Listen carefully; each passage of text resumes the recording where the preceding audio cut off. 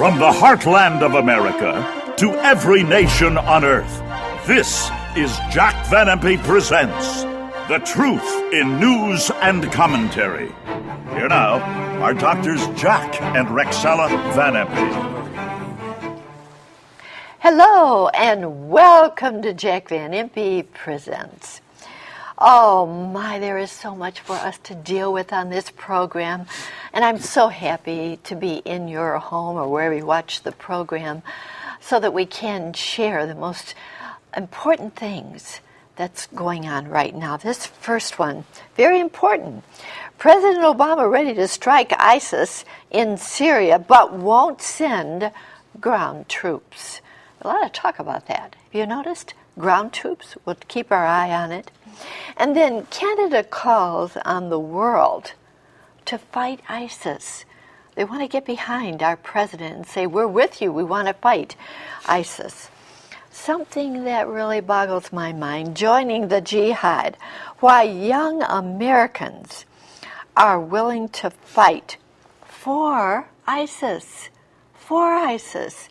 We're going to deal with that too, and that boggles my mind. I don't know if they think they're going to some kind of a game or what's happening out there, but we're going to ask Jack his opinion on all this. Yes, Jack? The program is so dynamic and important. I don't want a joke this week, folks. All right. Open your hearts now and your minds. I just want to say, Jack, that we've gotten so many letters this past week about, the accident that he had where he fell in the driveway and hurt the top of his head there. And it is healing beautifully, and we can't do without that handsome face, Jack. Amen. There you go. Now I have got a joke in here. Well, our times are very, very sober, aren't they? But we recently celebrated and remembered one of the most disastrous days in our beloved nation. Take a look. A somber day to remember 9/11 around the U.S. We'll never forget it. Never. And then going on, the one who is behind all of this. We've used this picture before, but it's important. Yes, it is. Khalid Sheikh Mohammed. And there he is. His look has changed since he's been in Guantanamo. And here are the 5 men, of course, that the president sent home from Guantanamo, saying, we'll let you go for the exchange of one American life. Well, deserter. Big question about that one. Yes, Jack. Now, friends, I want to stop right here for just a moment and refer to Khalid Sheikh Mohammed. Oh, my, oh, my.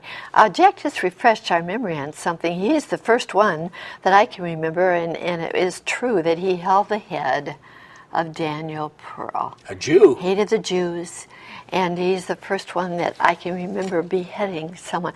Now, Jack, what in the world? I just can't put it all together. Will you refresh our memory about that, please? Well, he's written the book, and I've read all of it, and he was the mastermind behind the 19 young men who flew these jets into the Twin Towers, and 3,000 human beings were slaughtered. And he says, at Guantanamo now, if I get out of here again and all my buddies, we're going to do it again. Oh, my. We hate America. And I'm going to tell you something, folks. He's vicious. They now have him on trial. And they can't carry it on because he's screaming and hollering in the courts until they have to put him away again. And in his book, he said that when he sent the 19 murderers out to kill 3,000 people, they all knew, according to the Quran, chapter 44, verse 54, that they were going to get 72 virgins.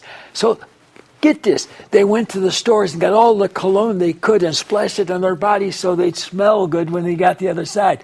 Bunk! And I just read a book by a converted Muslim who said, many do this, and you're going to be hearing about others today. Oh, they can hardly wait to get there to kill. Why? Because they're going to get 72 virgins, and this Quran says it is only for the suicide bombers called martyrs and the righteous and holy men of Islam. Imagine.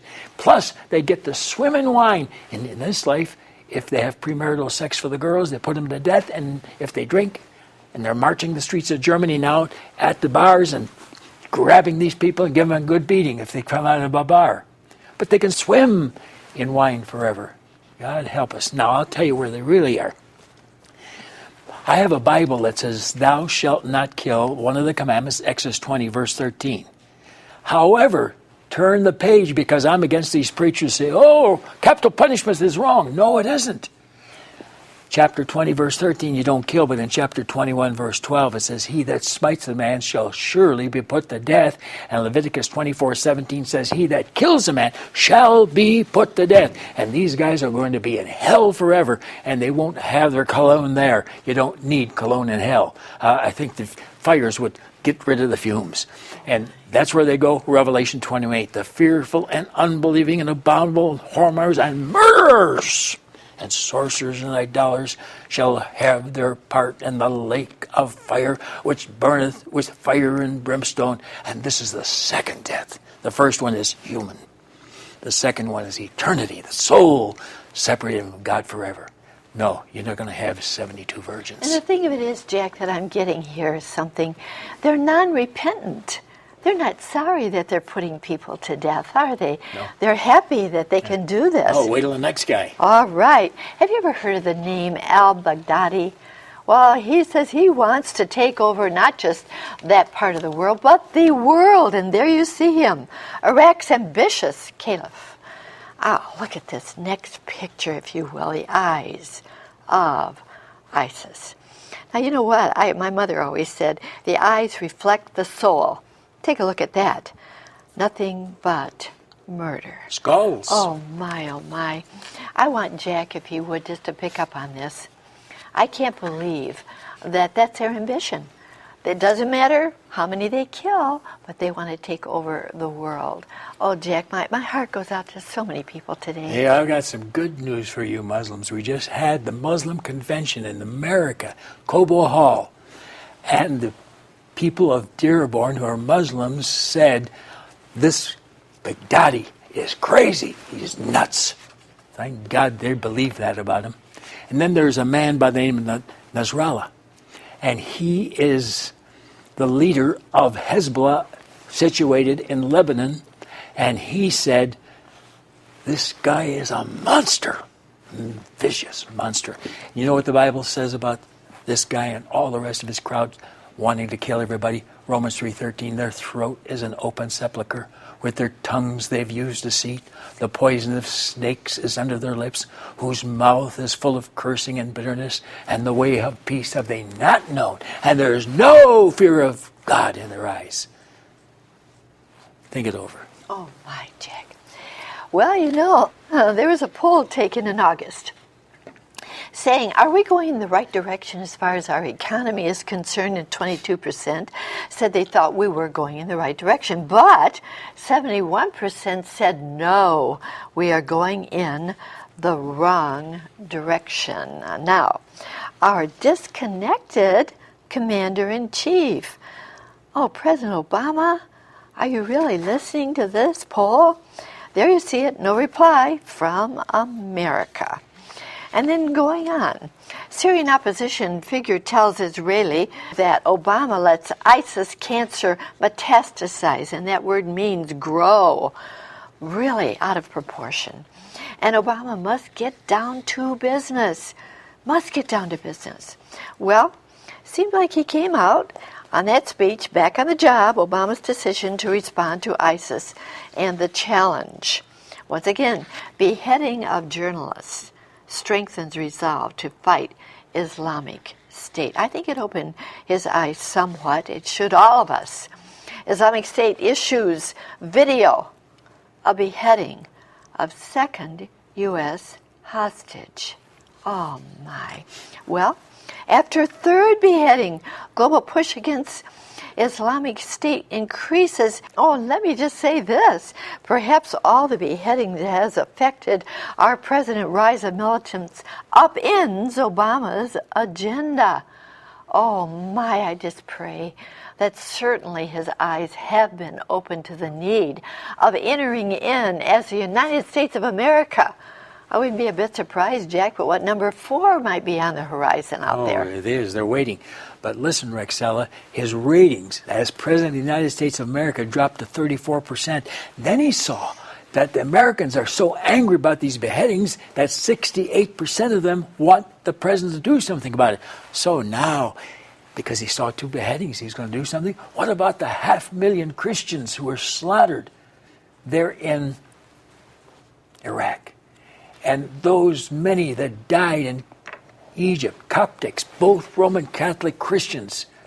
Mr. President, you ought to have a heart for the people of Christianity because you say you are one. And you know, Jack, talking about Christians being slaughtered, how about those in Nigeria? So many other countries where they're being persecuted. Keep them in our prayers, and oh my, how they need our help as from our nation. Well, a great political leader, of course, will never forget Henry Kissinger. Take a look at what he says. Kissinger says U.S. must strike hard to dismantle Islamic State. And Congress supports terror strategy. And then Obama ready to strike ISIL in Syria and won't send ground troops. And U.S. aims to degrade and destroy militants. Now, you know, I couldn't help this week in our home seeing some of these headlines going through the newspapers. Jack, I am so very grateful that the Lord has called you to warn the people of the world that Jesus is coming very soon. He predicted all this would happen. We need to be ready for that, but we need to be aware of what's going on. I'm doing it because I am obeying the Lord. Ezekiel 3:17, Son of man, I've made you a watchman. Therefore, hear the word at my mouth and give them warning from me. Now, what group is known for using the sword throughout history? Islam. And that's Surah 47:4. Behead them with the sword. And Rick said, I just saw this verse. I knew. I've always just talked about the horn there. Listen to this. When you see the sword coming upon your land, blow the trumpet. Warn them. That's Ezekiel 33:3. God, help us to take a stand as ministers, as Christian leaders. We're depending on Bill O'Reilly and Hannity and these people, and you can't hear anything coming from ministers' mouths. They want them to go home happy. Maybe one of these days they'll go home without their head if you don't do your job, preacher. And you know, Jack, I just want to say that certainly we need to be warning the people, don't we? Oh, how we need to warn the people and let them know that the Lord is coming very, very soon. But so many people are saying, I want to put my head in the sand. I don't want to know anything about it. It won't change. We need to know what's going on so that we can help it to change and know the Lord is coming soon. Be ready. The Islamic State, ISIS, seems to have benefited from the very complex, have you noticed that? It's a very complex 3-way civil war in Syria. It's so complex over there. Assad's policies aided rise of Islamic State. Oh yes, it's so complex. I can't figure it out yet. Canada calls on the world to fight Islamic State. Thank you so much for the Canadian Foreign Minister, John Bird. And then going on, here he is, and this is what he had to say. Take a look, please. The international community must unite to destroy this scourge. They have terrorized and murdered Christians. Thank you so much for recognizing that. Jack, drew our attention to that. They've raped children, forced women into sexual slavery, time and time again. ISIS has shown its total depravity and inhumanity. Yes, what a great statement. Islamic State is recruiting America's jihad cool crowd. Give us the virgins. Oh, yeah, where do they think they're going? Joining the jihad. Why, young Americans are fighting for ISIS. And there you see it. I want you. Do they think they're going to a party? Islamic State is getting stronger and it's targeting America. Oh my, look at this last one. Islam will dominate. You see the White House in the background there? This is what they intend to do. And then on April 20th, 2006, a group calling itself the Islamic Thinkers Society rallied near the Israeli embassy in Queens, New York.